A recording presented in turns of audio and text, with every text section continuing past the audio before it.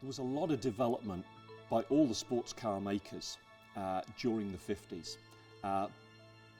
Of course, at Le Mans, the challenge is the Mulsanne Straight, and the challenge is stability at high speed.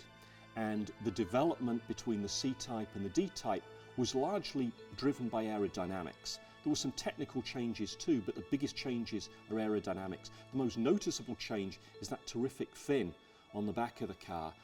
Malcolm Sayer started to use the aircraft principle. In other words, instead of a complete chassis, it's broken into three pieces. You have the centre section, what we call the tub. You had a subframe which bolted onto the bulkhead of the tub, and then your rear suspension bolted onto the back of the tub. Now, if you think about the principle of that was taken from a single-seater aircraft. Malcolm Sayer further refined the body that would cover the monocoque frame. He lowered the centre of gravity and reduced the frontal area. And by setting the engine at an angle, it was also possible to lower the bonnet line.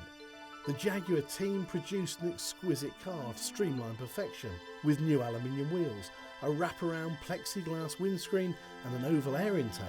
The D Type was ready for action.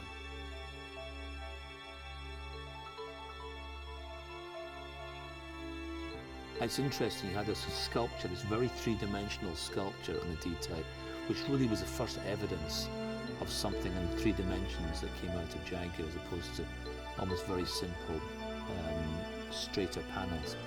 But when you look at the D Type, the sculpture has actually evolved from a very geometric form. It has a very simple tube through the middle of the car, and then these pontoons coming off it. Yes, they're blended together beautifully, and the overall effect is something that looks very sculptured, but it's actually a very mechanical car. The D Type was built, I think, really with an eye to Le Mans, to winning at Le Mans,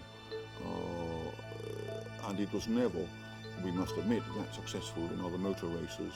So it was kind of almost like built for that specific purpose.